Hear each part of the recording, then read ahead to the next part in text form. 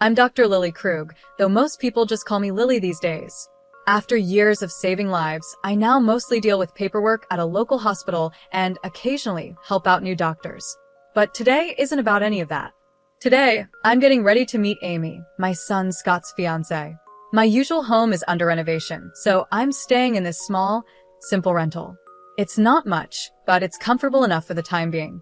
To make the meeting special, I decided to bake my famous apple pie. Nothing says, welcome like a homemade pie, right? Just as I was pulling it out of the oven, the doorbell rang. I wiped my hands on my apron and went to answer the door. There was Scott, looking as handsome as ever, and beside him stood Amy. She was just as beautiful as Scott had described, with a certain sharpness in her expression that made me take notice. "Mom, this is Amy," Scott said proudly, his voice full of happiness. "Nice to meet you, Lily," Amy said, offering her hand, though it felt a bit stiff when I shook it. "Come in, I hope you're hungry." "The pie just came out of the oven," I said with a smile, stepping aside to let them enter.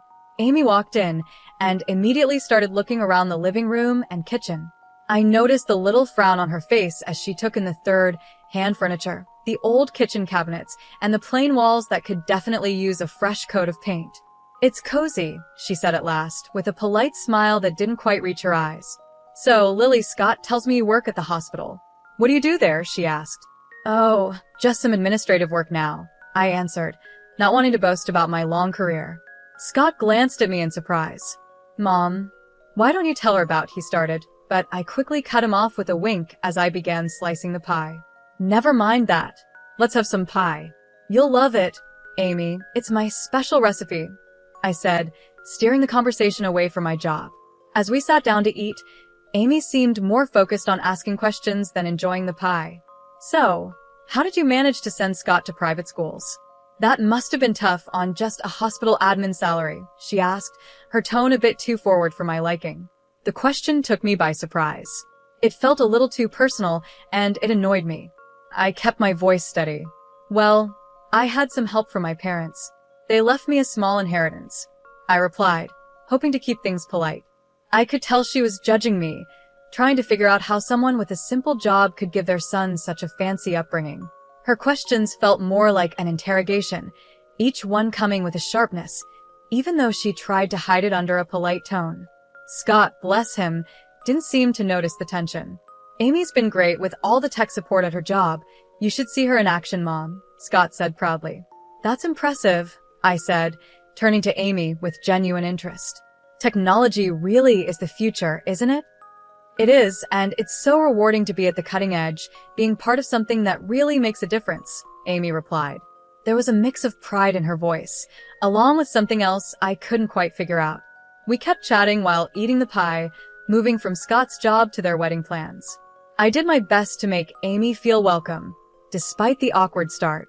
When it was time for them to leave, Scott hugged me tight, but Amy's goodbye felt cold, her smile practiced, but not reaching her eyes. As I washed the dishes, I made a mental note to stay alert. Scott was my world, and I wasn't going to let anyone mess with his happiness. After that first awkward meeting, I hoped things would get better with Amy, but as the wedding planning moved forward, so did the tension between us. Amy had a way of keeping me out of the planning, using polite but cold responses that made me feel like an outsider in my own son's future. One afternoon, Scott and Amy came over to talk about the wedding. I had made some coffee and put out a few snacks, hoping to create a warm, welcoming atmosphere. "Mom, we were thinking of having the wedding by the lake. What do you think?" Scott asked, spreading out photos of the venue on the coffee table. Before I could answer, Amy quickly added, "Oh, Lily, it's a bit far from the city. I'm not sure if all our guests would like the drive. We're thinking of a downtown spot, right, Brian?" Her tone was casual, but her words cut me off before I could share my opinion. I kept my voice steady. "The lake sounds beautiful, Scott. It would make for some lovely photos, and a little drive wouldn't hurt anyone." Amy laughed, a high-pitched sound that grated on my nerves. "Oh, but you know how bad traffic can be. We wouldn't want our guests stuck on the road all day." I held back a sharper reply and forced a smile instead. "Well, downtown is nice too. Lots of great places there." Scott glanced between us, sensing the tension, but didn't say anything. He had always hated conflict, especially when it came to the people he cared about. Right, well, Amy's been looking into some great downtown venues, haven't you, babe? He said, giving her a supportive smile. Absolutely, Amy replied, flipping her hair over her shoulder. And Lily, we're also thinking of a modern theme for the wedding. Very sleek, very elegant. I'm guessing you'd prefer something more traditional? Her eyes glanced at my old coffee mugs and worn tablecloth, her words dripping with subtle judgment. I clenched my jaw, feeling the sting. I like modern just fine, I said, keeping my tone steady. The most important thing is that you two are happy. That's sweet of you, Amy said, her smile tight. We're just aiming for something more current. It's all about the image, after all. As they continued discussing wedding details, I nodded along, but my thoughts were elsewhere. Every word Amy said seemed to be pushing me further out, making it clear how little she valued my input or presence. After they left, the silence in my apartment felt heavier than usual. I was used to being alone, but this felt different. It was the feeling of being shut out of my own family. I poured myself a glass of wine and sat by the window, watching the streetlights flicker on. My heart was heavy with worry. I had always been the one Scott turned to for help, the one guiding him through life's challenges. Now, it felt like Amy was in control, steering him in a direction where I wasn't welcome. Just have to watch and wait, I muttered to myself, taking a sip. But I'm not giving up, not yet. It was Scott's birthday, and even though things had been tense between us, I wasn't going to miss my only son's celebration. Amy had taken over planning everything, and somehow, my invitation had gotten lost in the shuffle. But a mother's place is by her son's side, especially on his birthday. So I decided to go anyway. I arrived at Scott's house with a small, carefully wrapped gift in my hands. The house was full of life, with laughter and music spilling out through the door. Taking a deep breath, I rang the doorbell, my heart pounding in my chest. Crashing a party was one thing, but crashing your own son's party without an invite? That was another level. Amy opened the door, and her smile faded a little when she saw me. Lily, what a surprise. We weren't expecting you. Her words stung, but I held my composure. Wouldn't miss my son's birthday. Where's Scott? He's around somewhere, she said, stepping aside reluctantly. Well, come in, I guess. The house was decorated in shades of blue and gray, a sleek modern style that clearly had Amy's touch. I walked through groups of people, none of whom I knew. They were all Amy's friends, young and trendy, laughing and clinking their glasses together. Finally, I spotted Scott, chatting with some people who looked like his coworkers. Scott, I called, my voice trembling slightly. He turned, and his face lit up when he saw me. Mom. You made it. He excused himself and came over, giving me a big hug. I wouldn't miss it for the world, I said, handing him the gift. Happy birthday, honey. Thanks, Mom.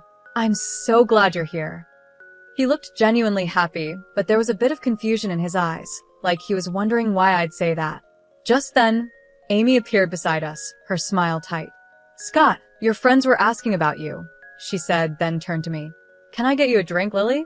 No thanks, I'm fine, I replied, feeling out of place as she maintained her polite but distant attitude. As the evening went on, I tried to mingle, but Amy's friends were a close-knit group. Every conversation felt strained, and Amy often stepped in to either pull Scott away or take over the conversation with stories of her job and their future plans. At one point, I overheard Amy talking to a friend. Her voice was just loud enough for me to catch. Yeah, it's a bit awkward that she showed up. I didn't think she'd come, considering the vibe. Her words felt like a slap. I wasn't just uninvited, I was unwanted. My presence was making her uncomfortable, maybe even embarrassing her in front of her friends. The realization hit hard, and I found myself retreating to a quiet corner, holding a drink I didn't even remember accepting. A little while later, Scott found me alone, his brow furrowed. Mom, are you okay? You seem a bit off. I forced a smile, not wanting to spoil his day with my feelings. Just a bit tired, that's all. It's been a long day. Do you want to stay longer, or would you like me to drive you home? His concern was real, but the last thing I wanted was to pull him away from his friends. No, you stay. Enjoy your party. I'll catch a cab, I said, standing up. I just wanted to see you and wish you a happy birthday in person. He hugged me again, looking a little worried. Thanks for coming, Mom. I love you. I love you too, honey, I said, holding back the sadness as I left the party. I love you too, baby. Always. With that, I slipped out the door, the sound of laughter echoing behind me as it closed. The night air was cold, but it was a relief compared to the warmth of a party where I felt like an outsider. The next morning, just one day before Scott's wedding, I was in my kitchen, the soft hum of the refrigerator the only noise in the quiet room. Then, I heard a knock at the door. Expecting it to be a delivery, I wiped my hands on my apron and went to answer it. To my surprise, it was Amy, standing there alone, her face serious, which didn't seem like a good sign. Amy, what brings you here this early? I asked, keeping my voice polite. Without waiting for an invitation, she stepped inside, her eyes quickly scanning my modest rented apartment, her disapproval barely hidden. Lily, I'll get straight to the point. I'm here to make things easier for everyone. I have a proposal for you, she said. Oh, I replied, my curiosity piqued, though I could feel a chill running through me. She pulled an envelope from her sleek, oversized purse and held it out to me. I'm offering you $3,000 to not come to the wedding tomorrow. We think it's for the best. I stared at her, not because I was shocked by the offer, but because she actually thought this was acceptable. And why would you think I'd agree to that? I asked. Her lips tightened into a frown. Let's be real, Lily. Your presence doesn't really fit with the kind of event we're planning. You know, with all the important guests we're expecting. My hands clenched at my sides, but I knew I had to play this smart. I'm sorry, I think I didn't hear you correctly, I said, tapping my ear, pretending like I hadn't understood. You want to pay me not to attend my own son's wedding? Why? Amy sighed, clearly annoyed. Because, Lily, you don't exactly fit the scene. The way you dress, well, everything about you, it's just not up to the standard we're setting. We have very influential people coming, and we can't have you there looking like that. She paused, waiting for me to show some kind of hurt or give in. But I didn't. I stood tall, my resolve growing stronger. Go on, Amy. I'm listening, I said. With this money, she continued, waving the envelope in front of me, you could maybe fix up this place, or buy something nice for yourself later. You should be grateful I'm offering this. I almost laughed at her nerve. She thought this place was mine, and that I needed her charity to improve it. But I kept my face neutral, nodded, and took the envelope from her. All right, Amy, if that's what you really want, I said calmly. Her relief was obvious as she gave me a tight smile. Good. I'm glad you're being reasonable about this. After she left, I stood there, still holding the envelope, my thoughts racing. I gently closed the door behind her, my hands shaking with a mix of anger and adrenaline. I pulled out my phone and stopped the recording. Amy's cruel words were all there, clear and undeniable. I didn't waste any time and dialed Scott, my voice steady but urgent. Scott, can you come over right now? It's important. We need to talk about something serious. Sure, Mom, I'll be there as soon as I can. Is everything okay? His voice was filled with concern, sensing that something was wrong. Just come. We'll talk when you get here. When Scott arrived, he looked worried. He barely sat down before I said, listen to this, and played the recording of Amy's proposition. As he listened, the color drained from his face, and his expression turned to shock and hurt. Mom, I'm so sorry you had to hear that. I can't believe she'd say those things, he stammered after the recording ended. The wedding is tomorrow, Scott. What do you want to do? I asked, my voice calm but firm, letting him know the decision was his to make.